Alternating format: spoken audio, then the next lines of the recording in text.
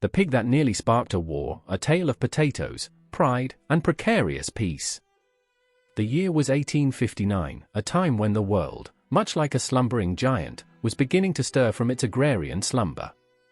The Industrial Revolution was clanking its way across Europe, and the echoes of its progress were being felt even in the remote corners of the globe, such as the San Juan Islands, nestled between Vancouver Island and the mainland of what is now Washington State.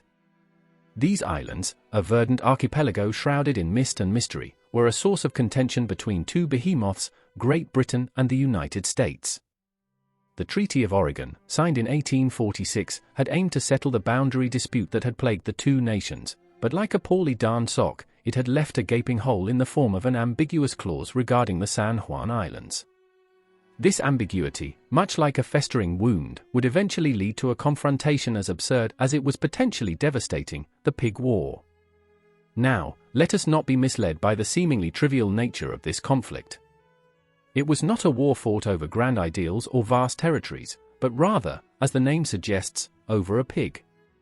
A rather unfortunate pig, one might add, that had the misfortune of belonging to a certain Charles Griffin, an employee of the Hudson's Bay Company.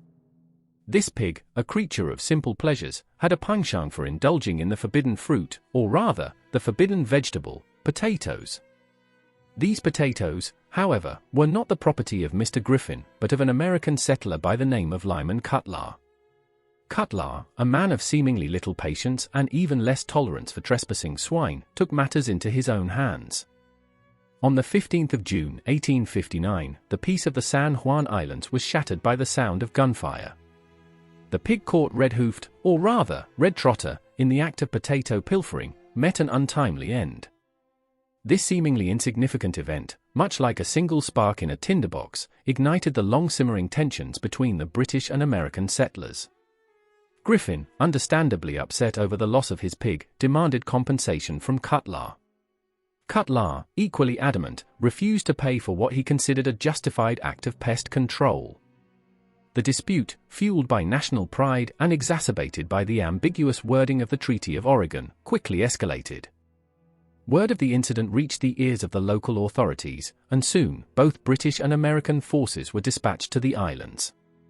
The British, represented by the Royal Navy, and the Americans, by the U.S. Army, faced each other in a tense standoff. The situation was precarious, teetering on the brink of all-out war. The islands, once a haven of tranquility, were transformed into a powder keg, with hundreds of soldiers from both sides camped out, their bayonets glinting menacingly in the sun. Warships patrolled the waters, their cannons trained on each other, ready to unleash their destructive power at a moment's notice. The atmosphere was thick with tension, the silence punctuated only by the occasional call of a seabird or the clatter of military boots on the cobblestone streets.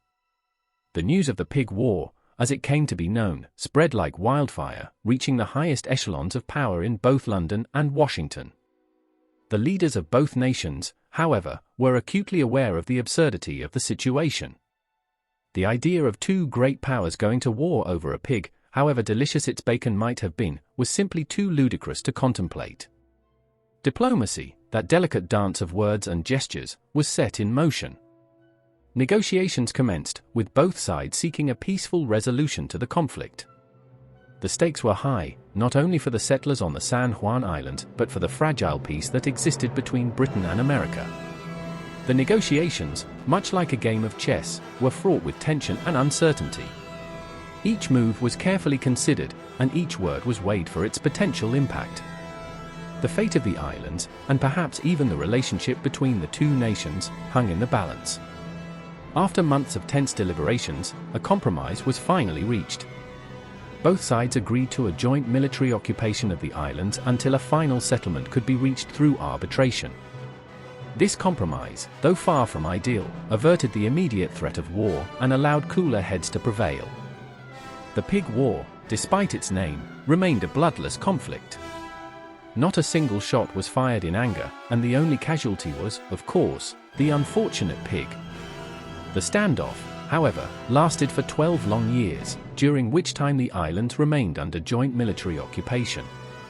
The final resolution came in 1872, when Kaiser Wilhelm I of Germany, acting as an arbitrator, awarded the San Juan Islands to the United States. Though disappointed, the British accepted the decision gracefully, and the islands were peacefully integrated into the Washington Territory. The Pig War, a bizarre episode in the annals of history, serves as a reminder of the absurdity of conflict and the importance of diplomacy. It is a testament to the ability of human beings, even in the face of seemingly insurmountable differences, to find peaceful solutions to their disputes. The pig, that unwitting catalyst of this near war, has achieved a certain level of posthumous fame. Its story, a cautionary tale of trespassing and the perils of potato pilfering, has been passed down through generations, a reminder of the day when a pig nearly sparked a war between two of the world's most powerful nations. And so, once a battleground for pigs and potatoes, the San Juan Islands have returned to their peaceful existence. The echoes of the Pig War have faded, leaving behind a legacy of absurdity and a renewed appreciation for the fragility of peace. The islands, now a popular tourist destination, stand as a testament to the enduring power of diplomacy and the enduring appeal of a good story, even one that revolves around a pig with a penchant for potatoes.